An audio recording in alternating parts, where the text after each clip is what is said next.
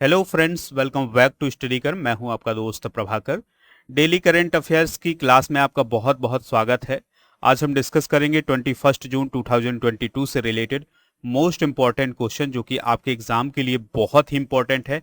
अक्सर इस प्रकार के क्वेश्चन आपके एग्जाम में पूछ लिए जाते हैं, तो आप इन्हें नोट जरूर करिएगा। अगर आपको इसका पीडीएफ चाहिए तो पीडीएफ मिल जाएगा टेलीग्राम पर, वहां से आप इसका पीडीएफ आसानी से डाउनलोड कर सकते हैं। अगर आप किसी भी कॉम्पिटिटिव एग्जाम की तैयारी कर रहे हैं तो आप स्टडी कर को फॉलो करें और बेल आइकन जरूर दबा लें, जिससे आपको समय पर और सबसे पहले नोटिफिकेशन मिल सकेगा। चलिए दोस्तों, आज का पहला क्वेश्चन देखते हैं। इंपॉर्टेंट क्वेश्चन है, ध्यान से सुनिएगा। देश का कौन सा राज्य साल 2021-22 में सबसे ज्यादा चीनी का उत्पादन करने वाला राज्य बन गया है? यानी दोस्तों, चीनी के उत्पादन में टॉप पर कौन सा स्टेट पहुंच गया है? तो उस स्टेट का नाम है महाराष्ट्र। दोस्तों, महाराष्ट्र उत्तर प्रदेश को पीछे छोड़ करके और पहले स्थान पर पहुंच गया है चीनी के उत्पादन में। दोस्तों, महाराष्ट्र के जो चीनी आयुक्त हैं शेखर गायकवाड़, तो उनके अकॉर्डिंग साल 2021-22 के पेराई वर्ष अक्टूबर से सितंबर में राज्य का जो उत्पादन था वो था 138 लाख टन। ठीक है दोस्तों, अब हम टॉप स्टेट डिस्कस कर लेते हैं चीनी के उत्पादन करने वाले। तो पहले स्थान पर है महाराष्ट्र, जिसने लगभग 138 लाख टन का उत्पादन किया है 2021-22 में। उत्तर प्रदेश की बात करें तो उत्तर प्रदेश दूसरे नंबर पर है, इसने 104 लाख टन का उत्पादन किया है। कर्नाटक तीसरे स्थान पर है, जिसने 60 लाख टन का उत्पादन किया है, और गुजरात चौथे स्थान पर है, जिसने 12 लाख टन का उत्पादन किया है। चलिए फ्रेंड्स, अब हम जानते हैं कि महाराष्ट्र में चीनी का उत्पादन किस प्रकार से बढ़ा है और यूपी में चीनी का उत्पादन कम क्यों हुआ है। तो दोस्तों, सबसे पहले बात करते हैं महाराष्ट्र की। तो महाराष्ट्र में साल 2019 से 21 तक जो महाराष्ट्र का मानसून था वो बहुत अच्छा रहा है। मानसून के अच्छा होने के कारण महाराष्ट्र के किसानों ने गन्ने की खेती ज्यादा की है। गन्ने की ज्यादा पैदावार होने के कारण चीनी का उत्पादन भी अधिक हो रहा है। ठीक है, यूपी में चीनी का उत्पादन क्यों कम हुआ है, चलिए इसको भी समझ लेते हैं। लगभग 12.60 लाख टन गन्ने की पेराई जो है वो एथेनॉल बनाने के लिए की गई है।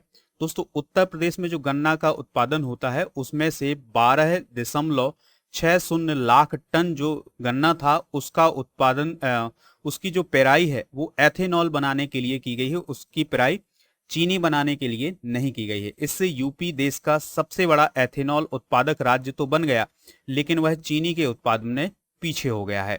अधिक बारिश होने के कारण उत्तर प्रदेश में गन्ने खराब भी हो गए हैं, तो इसके कारण भी चीनी का उत्पादन उत्तर प्रदेश में कम हुआ है। तो आशा करते हैं कि आप ये क्वेश्चन समझ गए होंगे।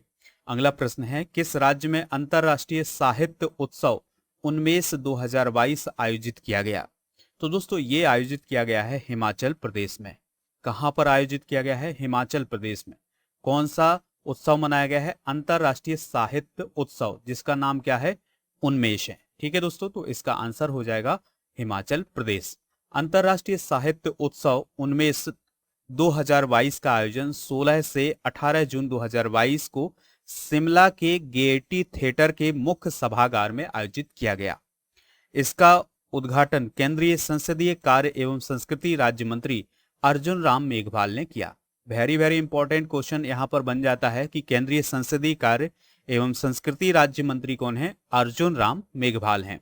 इस उत्सव में 15 देशों के लगभग 425 लेखक, कवि, अनुवादक और आलोचक शामिल हुए थे। इसमें 60 से अधिक भाषाओं का प्रतिनिधित्व करने वाले लोग शामिल हुए थे।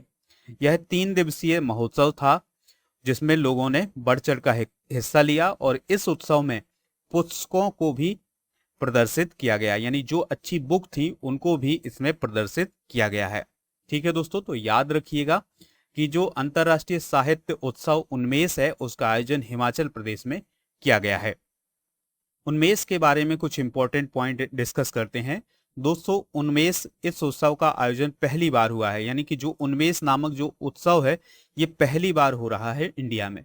इसे आजादी का अमृत महोत्सव के अंतर्गत केंद्रीय संस्कृति मंत्रालय और साहित्य अकेडमी और हिमाचल प्रदेश कला और संस्कृति विभाग के सहयोग से आयोजित किया गया है। चलिए फ्रेंड्स, अगला प्रश्न डिस्कस करते हैं, ध्यान से सुनिएगा। 19 जून को विश्व भर में कौन सा दिवस मनाया जाता है? तो दोस्तों, 19 जून को विश्व भर में विश्व एथनिक दिवस मनाया जाता है, यानी वर्ल्ड एथनिक डे मनाया जाता है। कौन सा दिवस दोस्तों? World ethnic day. ठीक है, चलिए इसको समझते हैं कि ये कौन सा डे है। तो 19 जून को विश्व भर में विश्व एथनिक दिवस मनाया जाता है। विश्व संस्कृति के संरक्षण और उसे सुरक्षित रखने के उद्देश्य से इस दिवस को मनाया जाता है। यानी हमारा जो कल्चर है उसको बचाने के लिए और उसको सुरक्षित रखने के लिए, तो इसी के उद्देश्य से इस दिवस को मनाया जाता है। विश्व एथनिक दिवस के जरिए लोगों को हमारी संस्कृति के प्रति जागरूक किया जाता है, यानी अवेयर किया जाता है। अगला प्रश्न है, हमजा आब्दी बरे किस देश के प्राइम मिनिस्टर के रूप में नियुक्त किए गए हैं? तो दोस्तों हमजा आब्दी बरे जो हैं वो सोमालिया के प्राइम मिनिस्टर के रूप में चुने गए हैं। किस देश के प्राइम मिनिस्टर बने हैं दोस्तों? सोमालिया के प्राइम मिनिस्टर बने हैं। ठीक है, अभी हाल ही में सोमालिया के जो प्रेसिडेंट हैं हसन शेख मोहम्मद, उनकी भी नियुक्ति की गई थी। अब प्राइम मिनिस्टर नियुक्त किए गए हैं कौन? हमजा आब्दी बरे। ठीक है दोस्तों, अगर बात करें हमजा आब्दी बरे की, तो वो सोमालिया के जुबालैंड के सांसद हैं और वो किसकी जगह लेंगे? मोहम्मद हुसैन रोबल की जगह लेंगे। ठीक है दोस्तों, सोमालिया की बात हम करें तो ये अफ्रीका महाद्वीप का एक देश है और तटीय देश है, यानी इसकी सीमा समुद्र से लगती है। कैपिटल क्या है? मोगादिशु है। क्या है दोस्तों? सोमालिया की कैपिटल मोगादिशु है। अफ्रीका के पूर्वी किनारे पर स्थित एक कंट्री है। कौन? सोमालिया। अफ्रीका पर सोमालिया का सबसे लंबा समुद्र तट है। ठीक है दोस्तों, अगर हम अफ्रीका महाद्वीप की बात करें तो जो सोमालिया है उसका सबसे लंबा समुद्र तट है। अगला प्रश्न है दोस्तों, ध्यान से सुनिएगा, किस राज्य सरकार ने जल सहयोग पर इजराइल के साथ एक समझौते पर हस्ताक्षर किए हैं?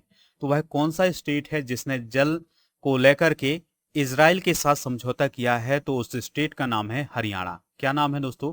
हरियाणा।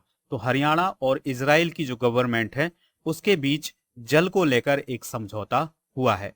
तो हरियाणा और इजराइल की सरकारों ने 15 जून 2022 को इंटीग्रेटेड जल संसाधन प्रबंधन और क्षमता निर्माण के क्षेत्र में एक संयुक्त घोषणा पर हस्ताक्षर किए हैं। घोषणा पर भारत में इजराइल के राजदूत इनायत सैलिन, याद रखिएगा इनका नाम कि भारत में इजराइल के राजदूत कौन है? इनायत सैलिन, और हरियाणा सरकार के जल सिंचाई विभाग के द्वारा हस्ताक्षर किए गए हैं। हरियाणा में किसकी सरकार है दोस्तों? मनोहर लाल खट्टर की सरकार है। तो उनका जो एक विभाग है जल सिंचाई विभाग, तो उसके द्वारा और इजराइल के राजदूत के द्वारा इस समझौते पर हस्ताक्षर किए गए हैं। भारत और इजराइल के बीच 30 साल के राजनयिक संबंधों को चिन्हित करने के लिए या उसे याद करने के लिए इस पर हस्ताक्षर किए गए हैं, क्योंकि दोस्तों अभी हाल ही में भारत और इजराइल के बीच जो राजनयिक संबंध हैं उसके 30 साल पूरे हुए हैं। चलिए फ्रेंड्स, अब हम बात करते हैं अगले प्रश्न की, तो ध्यान से सुनिएगा। 19 जून 2022 को 44वें शतरंज ओलंपियाड के लिए ऐतिहासिक मसाल रिले का शुभारंभ किसने किया है? तो दोस्तों आंसर है इसका नरेंद्र मोदी जी। जो प्राइम मिनिस्टर नरेंद्र मोदी जी हैं उन्होंने 44वें शतरंज ओलंपियाड के लिए हिस्टोरिकल मसाल रिले का एक शुभारंभ किया है। ठीक है, तो प्राइम मिनिस्टर नरेंद्र मोदी ने यह शुभारंभ कब किया है? 19 जून 2022 को। कहां किया है? नई दिल्ली में किया है। ठीक है दोस्तों, पहली बार अंतरराष्ट्रीय शतरंज महासंघ यानी फिडे ने शतरंज ओलंपियाड मसाल की स्थापना की है, जो ओलंपिक परंपरा का हिस्सा है। यानी जिस प्रकार से ओलंपिक में एक एक मसाल बनाई जाती है जिसको पूरे देश में घुमाया जाता है जिस देश में ओलंपिक होता है, तो उसी प्रकार से जो फिडे है जो कि अंतरराष्ट्रीय शतरंज महासंघ कहलाता है, तो उसने भी एक मसाल रिले का आयोजन किया है जिसका शुभारंभ प्राइम मिनिस्टर नरेंद्र मोदी ने किया है। दोस्तों भारत शतरंज ओलंपियाड मसाल रिले रखने वाला पहला देश होगा। ठीक है, तो पहली बार ये परंपरा शुरू हुई है कि उसमें जो ओलंपियाड मसाल रिले का आयोजन किया गया है, तो ऐसा करने वाला ये भारत जो है पहला देश हो जाएगा। अगला प्रश्न है, कौन सा क्रिकेटर 17 जून 2022 को T20 अर्धशतक हासिल करने वाला या T20 अर्धशतक लगाने वाला सबसे उम्रदराज भारतीय क्रिकेटर बन गया है? तो दोस्तों उस क्रिकेटर का नाम है दिनेश कार्तिक। यानी दिनेश कार्तिक ने जो है अभी हाल ही में साउथ अफ्रीका के खिलाफ जो सीरीज चल रही है उसमें उन्होंने T20 क्रिकेट में अर्धशतक लगाया है। ठीक है दोस्तों, उन्होंने 37 साल और 16 दिन में यह अर्धशतक लगाया है, यानी उनकी उम्र जो है वो 37 साल और 16 दिन है और उन्होंने MS धोनी का रिकॉर्ड तोड़ दिया है। MS धोनी ने 2018 में साउथ अफ्रीका के खिलाफ 50 रन बनाए थे, तब उनकी उम्र 36 साल और 229 दिन थी। तो दोस्तों T20 में सबसे उम्रदराज व्यक्ति कौन है जिन्होंने अर्धशतक लगाया है? तो उनका नाम है दिनेश कार्तिक। अगला प्रश्न है, माइक्रोसॉफ्ट ने अपने किस वेब ब्राउजर को जून 2022 में रिटायर कर दिया है? वेरी वेरी इंपॉर्टेंट क्वेश्चन होगा। तो दोस्तों अभी हाल ही में माइक्रोसॉफ्ट ने जो इंटरनेट एक्सप्लोरर होता है उसको रिटायर कर दिया है।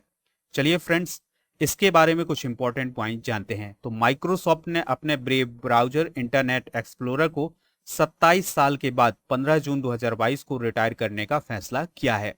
अब इंटरनेट एक्सप्लोरर की सेवाएं नहीं मिल पाएंगी। माइक्रोसॉफ्ट इसकी जगह उपयोगकर्ताओं को अब एक एज ब्राउजर को यूज करने के लिए प्रेरित कर रहा है।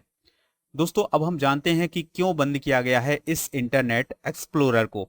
तो इसमें यूजर्स की संख्या जो है वो बहुत कम है और मार्केट में बहुत ज़्यादा कंपटीशन है, यानी बहुत सारे वेब ब्राउजर आ गए हैं जिसकी टक्कर इंटरनेट एक्सप्लोरर नहीं कर पा रहा है। अब हम जानते हैं कि यूजर्स की संख्या क्यों कम हो गई है।